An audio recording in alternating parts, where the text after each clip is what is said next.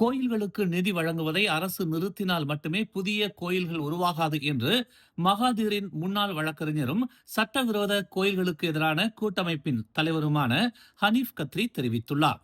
அரசு நிலங்களை ஆக்கிரமித்திருக்கும் கோயில்களுக்கு எதிராக தாங்கள் போராடுவதாக குறிப்பிட்டுள்ள அவர், ஆனால் அரசாங்கம் அவர்களுக்கு நிதியை வழங்கி ஊக்குவிக்கிறது என்று குற்றம் சாட்டினார். தனியார் நிலத்தின் உரிமையாளரின் அனுமதியின்றி கட்டப்பட்டிருக்கும் கோயில்களுக்கு எதிராக தாங்கள் போராடுகிறோம். ஆனால் தங்களை காவல்துறை கைது செய்கிறது. உண்மையில் அரசு நிலத்திலும் தனியார் நிலத்திலும் கோயில்களை கட்டியவர்களைத்தானே காவல்துறை கைது செய்ய வேண்டும் என்று அவர் கேள்வி எழுப்பினார். தனியார் நிலத்திலும் அரசு நிலத்திலும் சட்டவிரோதமாக அமைக்கப்பட்டிருக்கும் கோயில்களுக்கு எதிராக தாங்கள் செயல்பட்டால் அரசு உடனடியாக தலையிடுகிறது. அவர்களுக்கு மாற்று நிலத்தையும் வழங்கி கோயில் கட்டுவதற்கான நிதியையும் அரசே வழங்குகிறது என ஹனீப் கத்ரி தெரிவித்தார். இதனால் எந்த ஒரு அடிப்படை உரிமையும் இல்லாமல் கோயில்களை கட்டி அது சர்ச்சையானதும் அரசு நிதியை பெற்றுக்கொண்டு இந்த கூட்டம் கோயில்களை கட்டுகிறது. முதலில் அரசாங்கம் கோயில்களுக்கு வழங்கும் நிதியை நிறுத்த வேண்டும். அந்த நிதியை பயன்படுத்தி சட்டவிரோதமாக அமைக்கப்பட்டிருக்கும் கோயில்களை அகற்ற வேண்டும் என்று ஹனீப் கத்ரி தெரிவித்துள்ளார். Kerajaan wajib berhentikan percubaan pampasan dan tanah gantian sebagai satu cara memberhentikan pelaksanaan undang-undang. Itu salah. Undang-undang wajib dilaksanakan. Isu sensitiviti tidak boleh dijadikan alasan untuk gagal melaksanakan undang-undang. Di sini kami di Warah perlu nyatakan undang-undang ni digubal di Parlimen untuk menyelesaikan isu sensitif.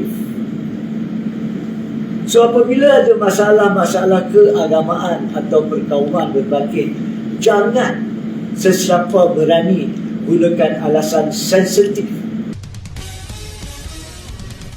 Johor மாநில குடிநுழைவுத்துறையினர் மேற்கொண்ட சோதனையில் சட்டவிரோதமாக தங்கியிருந்த 41 வெளிநாட்டினர் கைது செய்யப்பட்டனர்.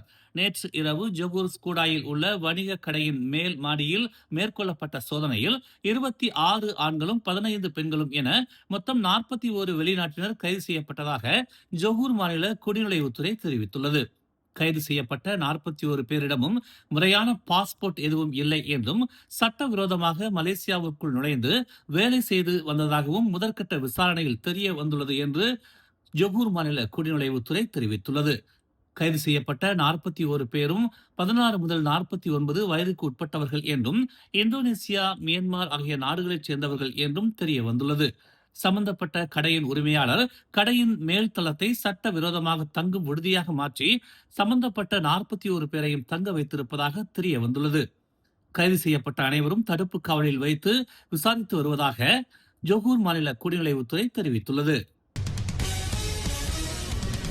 Bersatu கட்சியின் தலைவர் தான்ஸ்ரீ முகைதீன் யாசினுக்கு ஆதரவாக பெர்சாத்துவின் இஸ்லாம் அல்லாதோர் பிரிவின் 30,000 உறுப்பினர்கள் துணை நிற்பதாக அதன் உதவி தலைவர் டதஸ்ரீ சஞ்சீவன் உறுதி அளித்துள்ளார்.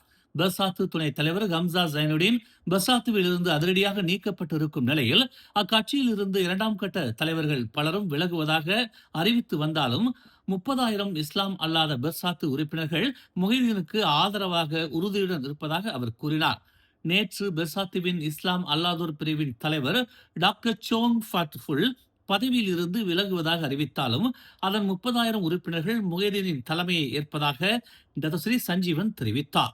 டாக்டர் சோங் ஃபட்ஃபுல் பதவியில் இருந்து விலகியதை தாங்கள் மதிப்பதாகவும் அது அவருடைய தனிப்பட்ட விருப்பம் என்றும் அவர் கூறினார். ஒரு பெரிய அமைப்பில் உறுப்பினர்கள் வருவதும் போவதும் இயல்பானது. ஆனால் கட்சியின் தலைமைக்கு ஆதரவளிப்பது என்பது நிலையானது என்று சஞ்சீவன் கூறினார். பெர்சாத்து தலைவர் முகைதீனை பலவீனப்படுத்தும் எந்த ஒரு செயலையும் தாங்கள் முன்னெடுக்க மாட்டோம் என்றும் அவர் வலியுறுத்தினார்.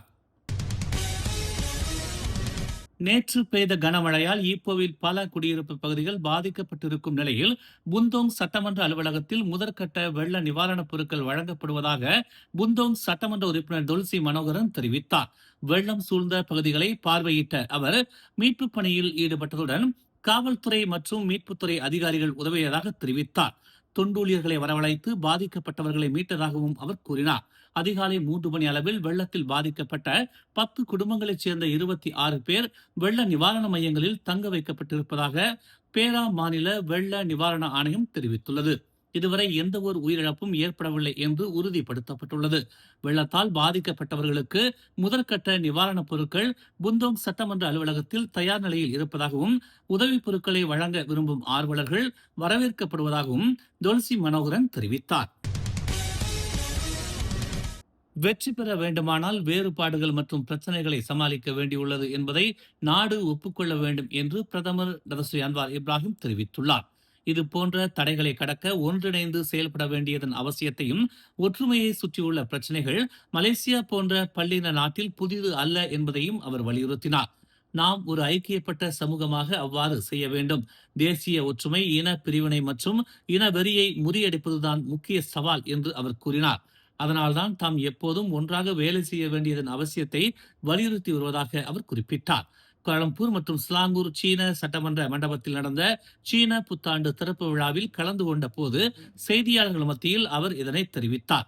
கூட்டரசு பிரதேச அமைச்சர் ஹன்னா ஐயோ, அறிவியல் தொழில்நுட்பம் மற்றும் கண்டுபிடிப்பு அமைச்சர் சாங் லீ குவாங், சுற்றுலா கலை மற்றும் கலாச்சார அமைச்சர் தியோங் கிங் சிங் மற்றும் மலேசியாவுக்கான சீன தூதர் ஓயாங் யூஜிங் ஆகியோரும் இதில் கலந்து கொண்டனர். நாட்டின் பல்லின சமூகங்களுக்கு இடையிலான ஒத்துழைப்பு ஏற்கனவே பலன் அளித்துள்ளது என்றும் மலேசியாவின் முன்னேற்றத்தை பிரதிபலிக்கும் பொருளாதார குறிகாட்டிகளுடன் இருப்பதாகவும் அன்வார் தெரிவித்தார். அதனால்தான் மலேசியாவின் பல்லின சமூகங்களின் நலன்களை பாதுகாக்க சில பிரச்சனைகள் வரும்போது தனது அரசாங்கம் உறுதியாக இருக்க வேண்டும் என்று அவர் மேலும் கூறினார்.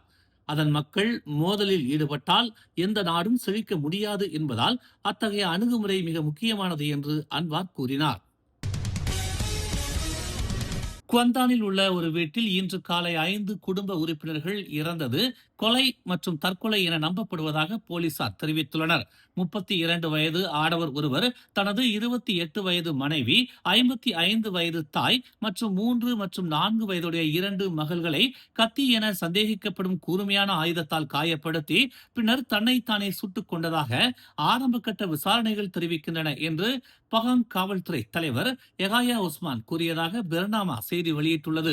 இன்று காலை குவந்தானில் உள்ள லோரோங் செரேட்டிங் ஜாமாயில் உள்ள ஒரு வீட்டில் 5 குடும்ப உறுப்பினர்களும் இறந்து கிடந்ததாக அவர் கூறினார்.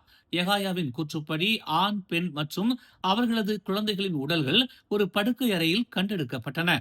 அதே நேரத்தில் அவரது தாயாரின் உடல் மொட்டை மாடி வீட்டின் சமையலறையில் கண்டெடுக்கப்பட்டது. காயங்களுடன் பாதிக்கப்பட்டவர்கள் காணப்பட்டனர். சந்தேக நபரின் 15 வயது தம்பி அந்த நேரத்தில் வீட்டில் இருந்ததால் உடனடியாக உதவியை நாடியதாக சம்பவ இடத்தில் செய்தியாளர்கள் மத்தியில் எகாயா தெரிவித்தார். ஸ்லாங்கூரில் தனது வேலையை ராஜினாமா செய்த பின்னர் அந்த நபர் சுமார் 1 மாதத்திற்கு முன்பு தனது வீட்டிற்கு திரும்பிச் சென்று 1 வாரத்திற்கு முன்புதான் குவந்தானில் வேலை செய்ய தொடங்கினார் என்றும் போலீசார் தெரிவித்தனர். விசாரணைகள் தொடர்ந்து நடைபெற்று வருவதாகவும் சம்பவத்திற்கான காரணம் இன்னும் கண்டறியப்படவில்லை என்றும் யஹாயா கூறினார்.